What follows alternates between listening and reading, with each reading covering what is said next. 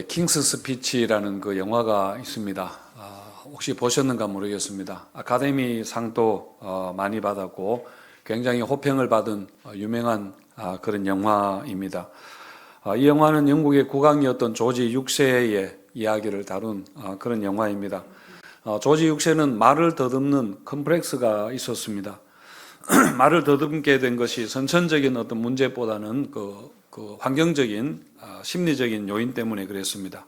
그 아버지 조지 5세 왕이 굉장히 엄격한 사람이었습니다. 그래서 아들이 좀 이렇게 왕이 되면은 강하고 했으면 좋겠는데 너무 나약하고 말도 더듬고 하니까 아버지가 굉장히 답답했던 모양입니다. 그래서 말을 더듬으면은 막 이렇게 다그치면서 빨리 말을 뱉어내라고 말을 하라고 이렇게 이야기하고 그랬습니다.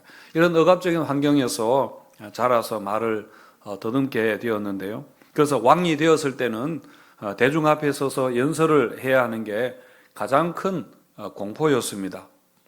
그래서 그 왕의 아내가 라이오넬이라는 그 언어 치료사를 소개해서 만나게 됩니다. 이 라이오넬은 말 더듬는 문제를 고치기 위해서 먼저 이 사람의 마음을 치유하는 심리 치료를 그렇게 시작합니다.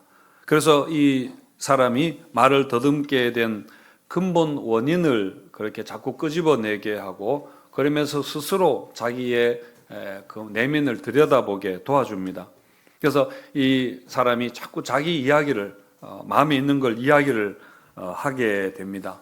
과거에 있었던 여러 가지 상처나 또 마음에 억압당하고 억눌렸던 것들 그리고 두려움과 같은 것들을 계속 이야기를 해내게 됩니다. 그동안 사실 굉장히 이렇게 억눌려 있었고 또 자기는 표현하지 못했고 그렇게 해왔었거든요.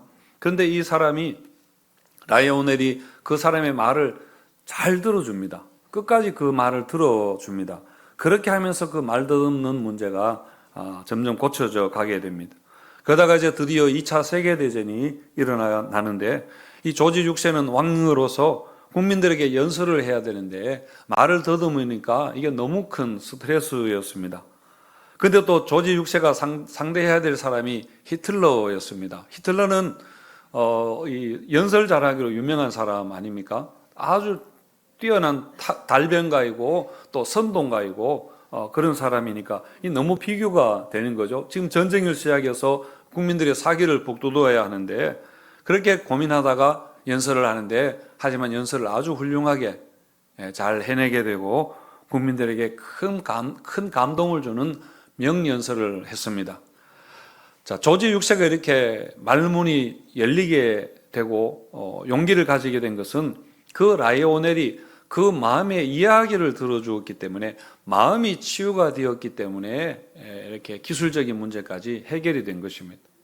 자, 오늘 읽은 성경 말씀에도 귀 먹고 말을 더듬는 사람의 이야기인데 이 사람을 예수님이 고쳐 주십니다.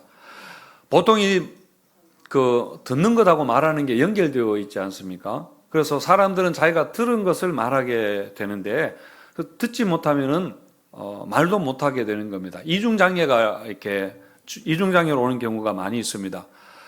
모든 육신의 장애가 다 불편하고 정말 고통스러운 것이지만은 사람이 바깥 세상과 다른 사람과 소통하는 기관이 눈과 귀와 말인데 듣지도 못하고 말하지도 못하면은 그야말로 세상과 다른 사람들과 단절이 되고 고립되어서 살아갈 수밖에 없는 것이죠. 그래서 이 보고 듣고 말하는 게 굉장히 사람에게 중요하듯이 여러분 이 세 가지 보고 듣고 말하는 것은 우리 신앙의 문제에 있어서도 굉장히 중요합니다.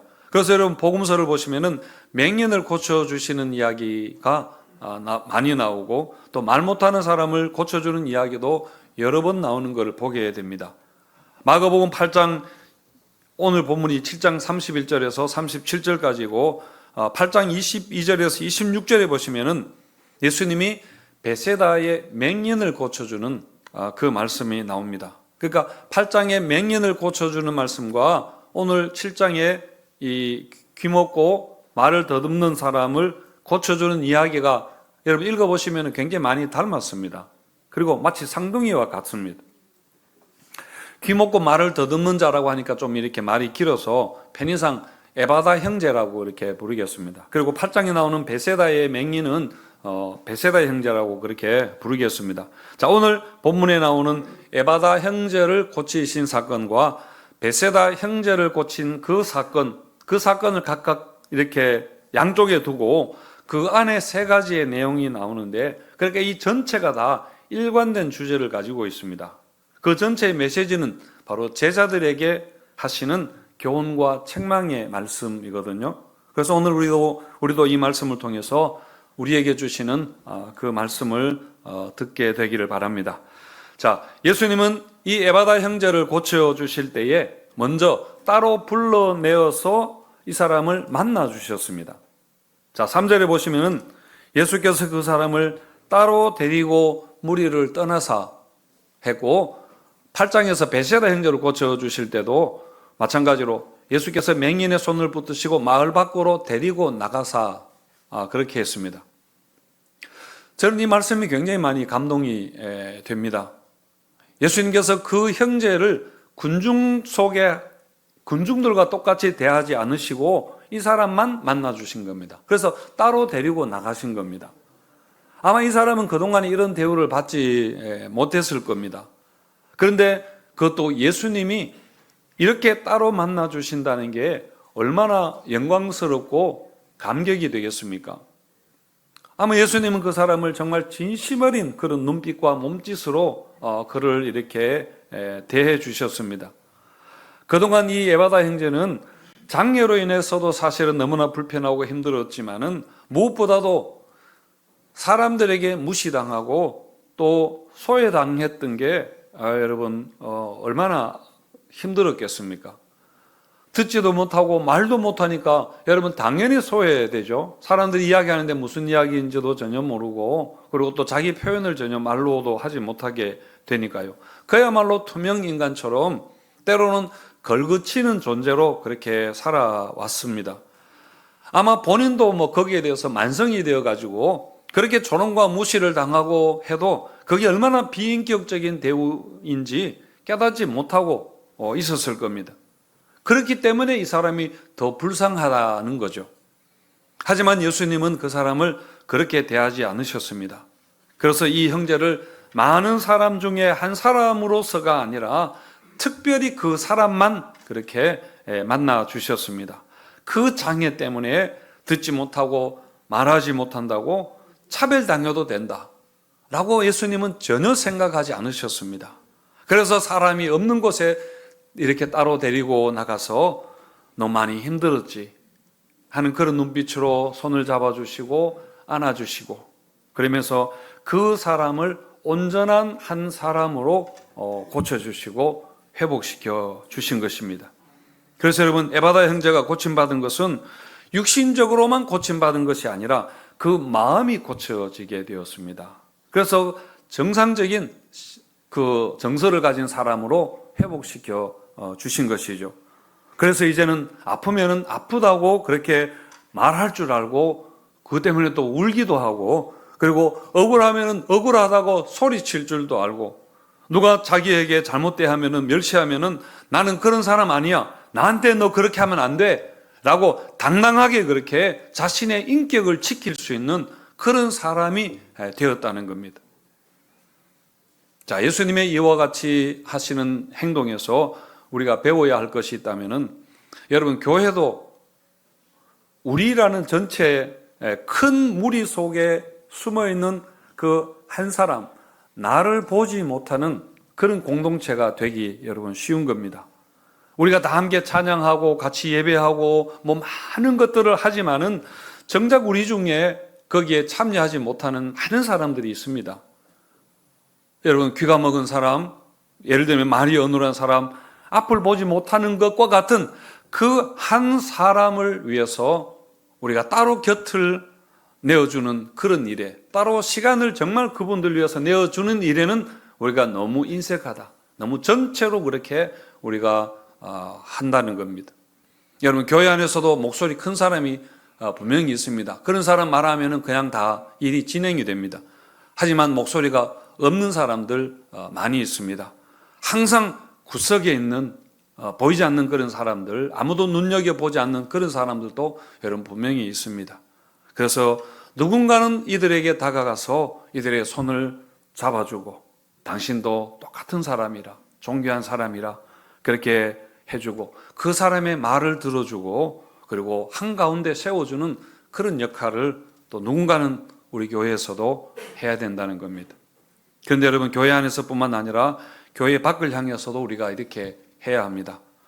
지난주이죠. 기독신문에 나온 거 보니까 또 뭐 다른 그 방송에서도 뉴스로 제가 들었는데 한국 교회에 대한 신뢰도가 계속해서 추락하고 있다 하는 기사를 보았습니다. 뭐 어제 오늘 이야기도 아니지만은 그런데 또 마음이 안 됐었습니다. 일반 국민들뿐만 아니라 교회 내부에서도 마찬가지라는 겁니다. 그러니까 교인들조차도 교회를 다니면서 목회자들과 교회를 신뢰를 하지 못한다 하는 거죠.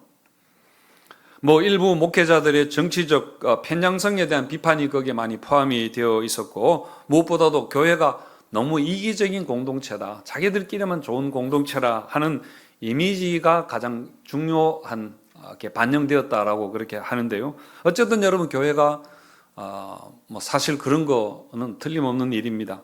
사실 그동안 교회도 항상 가진 자 표현이었습니다. 그게 나라를 사랑하는 일로 생각했고, 여러분, 그리고 또 교회도 권력 지향적이었고, 노동자들이나 뭐 세월호의 아픔을 당한 사람들이나 이런 사람들의 아픔에 대해서는 사실 우리가 외면해 온 것이죠. 그리고 공의와 정의에 대해서도 사실 우리가 너무 무지했습니다. 성경보다 더 정확하게 정의가 무엇인가, 공의가 무엇인가 말하는 것도 없는데도 불구하고 우리는 공의와 정의에 대해서 너무 우리 마음대로 그렇게 생각하고, 또 그 세상에서 그런 일에 대해서 너무 우리가 부족했던 면이 분명히 있죠. 교회도 여러분, 세상을 돌아보기에 여유가 없는 것 같습니다. 그냥 우리 살기에 정말 너무 급급하지 않습니까? 큰 교회는 큰 교회대로 너무 정신없습니다. 그리고 작은 교회는 작은 교회대로 자립하는 교회가 되기 위해서 너무 그렇게 생존 문제에 직면해 있습니다. 선한 사마리아인의 비유 그대로 강도 만나 피를 흘리는 사람이 길 옆에 있다 하더라도 그 사람을 돌아볼 여유조차 없다는 이야기입니다. 잠시 가서 뭐 이렇게 살펴보기는 하겠지만은 그 사람을 위해서 내 시간을, 내 계획을 포기하고 그 사람을 돌아보거나 내 돈을 희생할 만큼은 여유가 없는 겁니다. 한마디로 여유가 없습니다. 너무 바쁩니다. 모두가 다 바쁩니다. 교역자들은 교역자들대로 너무 바쁩니다. 또 교인들은 교인들대로 너무 바쁩니다. 교회도 항상 바쁩니다. 정말 바쁜 게 문제다. 바쁜 게 뭘 위한 바쁜 것인지 그런 생각을 해보게 됩니다. 여러분, 우리가 전도지를 그렇게 나눠주는 것도 중요하고 전도해야 되죠. 하지만은 여러분, 교회가 힘들게 살아가는 우리 교회 외에 많은 우리 이웃들, 그들을 정말 위로해 줄 수 있는 교회가 되면 좋겠고, 삶에 지치고 길을 잃은 사람들이 잠시 앉아서 교회에서 위로를 받을 수 있는, 쉴 수 있는 그런 의자와 같은 교회 역할을 우리가 할 수 있으면 좋지 않겠습니까? 항상 우리는 우리 이야기를 합니다. 새가족들이 와도 우리 이야기를 그들에게 이야기하려고 하고, 예수님의 이야기를 하려고 하고, 뭔가를 가르치려고 하고, 우리 것들을 자꾸 이렇게 하려고 하는데, 사실 그것보다 언젠가는 그렇게 해야 되겠지만은 그들의 이야기를 먼저 들어주는 것, 그리고 그들의 아픔과 힘든 것을 물어주고 공감해주는 그런 교회가 되어야 되지 않을까 여러분 생각합니다. 예수님이 이 사람을 데리고 따라가서 그렇게 만나 주셨던 것처럼 예수님보다 더 바쁜 분이 누가 있겠습니까? 그렇지만 예수님은 정말 시간을 내어서 장소를 옮기면서 그렇게 그 사람을 대해 주셨듯이 우리 교회와 성도님들이 이런 사역을 잘 감당하는 그런 교회가 되기를 축원드립니다. 자, 그리고 예수님은 이 사람을 고쳐주셨는데요. 33절에서 우리 35절까지 같이 한번 읽겠습니다. 시작. 예수께서 그 사람을 따로 데리고 무리를 떠나사 손가락을 그의 하늘을 우러러 탄식하시며 그에게 이르시되 에바다 하시니 이는 열리라는 뜻이라. 그의 귀가 열리고 혀가 맺힌 것이 곧 풀려 말이 분명하여졌더라. 예. 손가락에 귀를 넣고 손가락에 뭘 넣나요? 예. 귀에다가 손가락을 넣으시고 그 다음에 침을 뱉어서 또 혀에 손을 대시면서 에바다 하실 때에 귀가 열리고 입이 풀어지게 되었습니다. 지난주에 보았던 요한복음 9장에 나오는 맹년을 고칠 때도 그랬고 또 8장에 나오는 베세다 형제를 고칠 때도 그렇고 지금 이 귀먹은 이 에바다 형제를 고칠 때도 예수님은 침을 그렇게 사용을 하셨습니다. 왜 이렇게 하시는가에 대해서 우리가 자세하게 그 당시의 문화와 이런 풍습을 알 수 없지만은 당시에 병을 고칠 때에 올리브 기름을 발랐던 것과 마찬가지로 아마 풍습, 민간요법 같은 그런 풍습이라고 우리가 생각하시면 되겠습니다. 자, 특별히 그런데 예수님은 이 사람을 고치실 때에 기도하셨습니다. 하늘을 우러러 탄식하셨는데 34절에 보시면은 하늘을 우러러 탄식하시며 그에게 이르시되 에바다 이렇게 하셨습니다. 여러분, 탄식이라는 것은 깊은 연민의 정을 느끼거나 함께 고통을 나눈다는 그런 의미입니다. 에바다 형제가 그동안에 귀가 먹고 말을 잘 하지 못해서 살아온 걸 생각하면은 예수님 보시기에 너무 마음이 아팠던 거죠. 그것 때문에 사회적으로 소외당하고 정상적인 삶을 살지 못하고 사람들에게 무시당하고 정말 우리가 노래 부르는 것처럼 개똥벌레와 같은 그런 삶을 살아갔던 걸 생각하면은 예수님이 탄식하셨을 겁니다. 이런 연민의 마음 때문에 예수님은 하늘을 우러러 탄식하시면서 기도하신 겁니다. 부모님들이 자녀 때문에 이렇게 탄식하며 기도해 본 적이 많이 있지 않겠습니까? 여러분, 이렇게 불쌍히 여기는 그 마음이 바로 병자들을 고쳐주신 예수님의 그 동기가 되었습니다. 불쌍히 여기다라는 단어의 의미가 원어적으로 창자가 끊어질 듯한 깊은 연민에서 나오는 긍휼이라고 그렇게 말합니다. 이걸 단장의 슬픔이라 그렇게 하는데요. 단장의 메아리 고개라는 그 노래가 생각이 나던데 철사줄로 이렇게 묶여서 뒤돌아보고 하는 한마는 메아리 고개라는 노래 옛날 분들은 아실 텐데요. 옛날에 라디오 틀면은 이렇게 가끔씩 나오던 노래입니다. 실제로 이 노래를 지은 분이 그 미아리 근처에서 전쟁통에 딸을 잃어버렸다고 합니다. 뿐만 아니라 북한군이 후퇴하면서 많은 사람들을 끌고 갔는데 미아리 고개를 넘어서 그렇게 끌려갔습니다. 그때 잡혀가던 그 아버지와 아들과 남편과 또 그들을 이렇게 잡혀가는 걸 바라보는 가족들의 그 마음이 정말 창자가 끊어지는 그런 아픔이라고 해서 노래 제목을 그렇게 지은 것 같은데요. 예수님이 에바다 형제뿐 아니라 모든 병들고 가난하고 억압당하는 자들을 대하는 마음이 바로 정말 창자가 끊어지는 듯한 단장의 그런 슬픔이었습니다. 그게 바로 하늘을 우러러 탄식하신 것이고, 지난번 성경에는 민망히 여기다 하는 단어를 이번에는 불쌍히 여기다로 다 바꿨는데 바로 불쌍히 여기다라는 단어가 바로 그런 의미를 가지고 있는 단어입니다. 성도 여러분, 예수님께서 우리를 위해서 기도하신다 했는데 이렇게 기도하시고 우리를 이런 마음으로 여러분 사랑하시는 줄을 믿으시기 바랍니다. 로마서 8장 26절에 보시면은 우리 같이 한번 읽겠습니다. 시작. 이와 같이 성령도 우리의 연약함을 도우시나니 우리는 마땅히 기도할 바를 알지 못하나 오직 성령이 말할 수 없는 탄식으로 우리를 위하여 친히 간구하시느니라. 우리는 무엇을 기도해야 될지 잘 알지 못하지만은 성령께서 우리를 위해서 기도하시는데 탄식으로 기도하신다. 그렇게 했는데 이 성령의 탄식도 같은 단어입니다. 성령께서 우리를 위해서 탄식하고 계시고 그리고 또 우리를 보실 때 이 땅을 보실 때 정말 예수님께서 여러분 탄식하지 않겠습니까? 최근 중동 지역에서 전쟁이 일어나서 정말 그 전쟁이 심상치 않습니다. 이스라엘과 미국과 이란이 그렇게 사이에 이렇게 전쟁이 일어났는데 연일 그냥 맹폭을 그렇게 하고 있습니다. 이란의 수뇌부들이 제거가 되고 전쟁 시설이 파괴가 되었다는 그런 뉴스를 이렇게 듣는 그 뒤편에는 많은 사람들이 여러분 민간인들이 죽어가고 군인들이 그렇게 죽어가고 있습니다.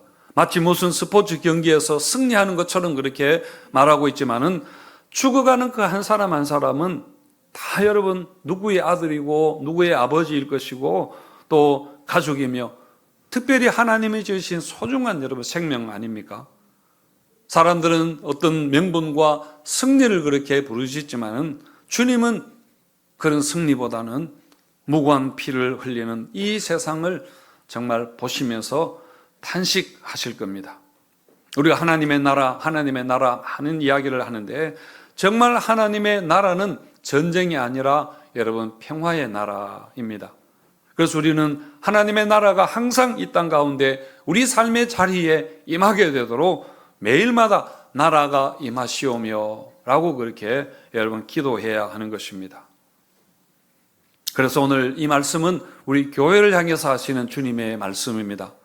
여러분 앞에서도 오늘 본문의 베세다 형제를 고친 사건, 에베다 형제를 고친 사건과 8장에 나오는 베세다 그 맹인을 고친 사건까지 그 안에 나오는 모든 이야기가 다 일관성된 주제를 가지고 있다 했는데 전부 다 제자들에게 믿음을 교훈하는 말씀입니다.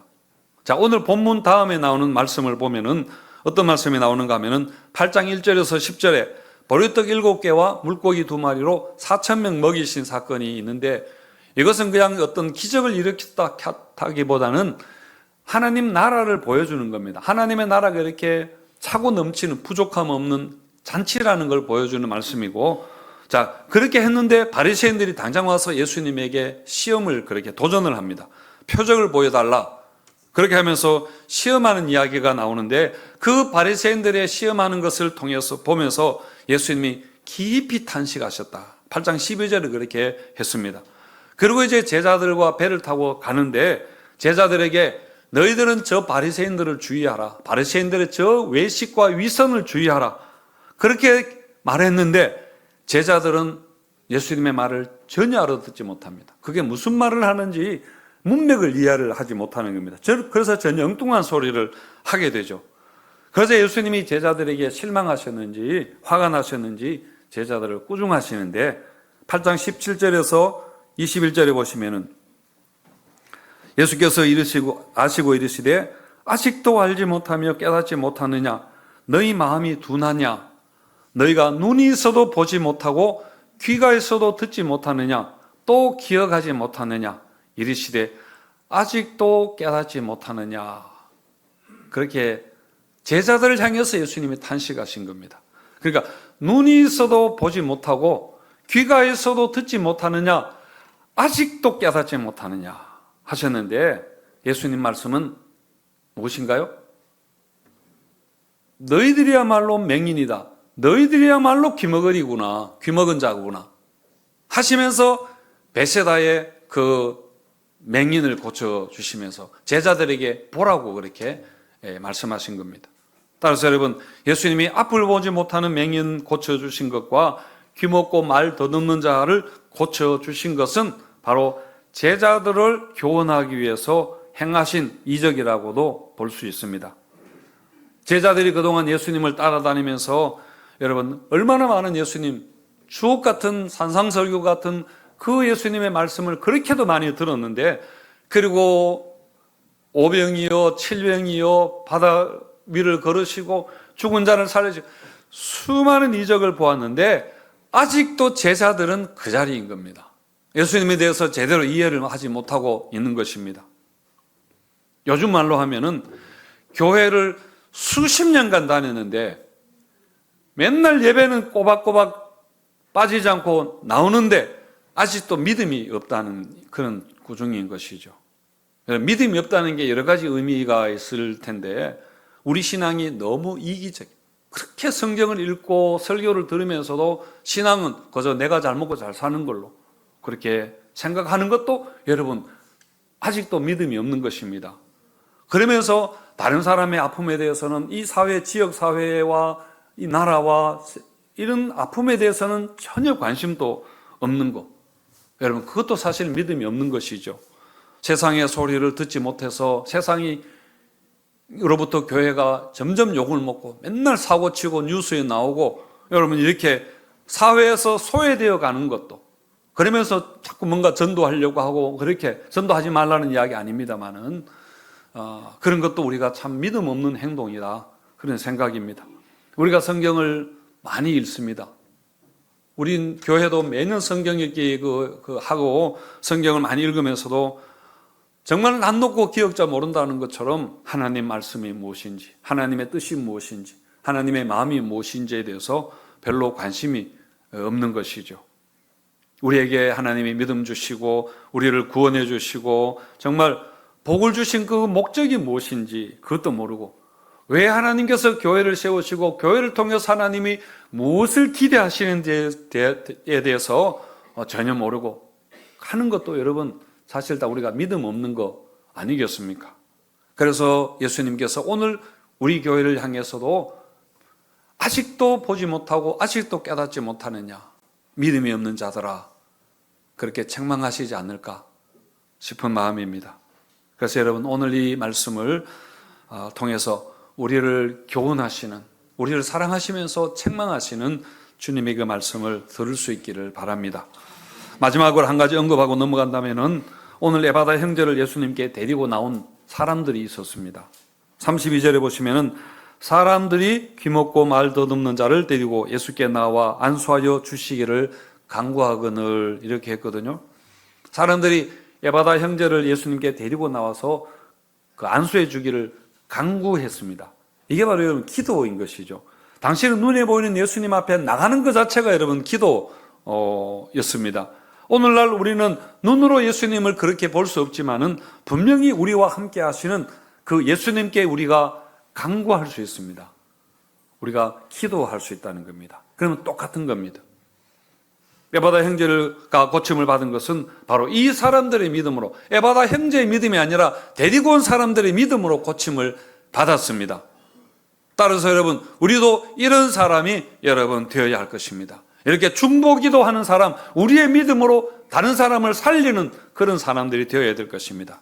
이게 바로 중보기도 하는 사람들이고 이게 바로 전도하는 사람들입니다. 그리고 이게 사랑으로 섬기는 자들입니다. 마찬가지로 우리 교회도 이런 사람들이 많아졌으면 좋겠습니다. 아마 이들은 평소에도 이 에바다 형제를 늘 돌봐주었던 것 같은데요. 그런데 그냥 도와주는데 그친 것이 아니라 예수님께 데리고 나오면서 근본적인 문제가 해결이 되었습니다.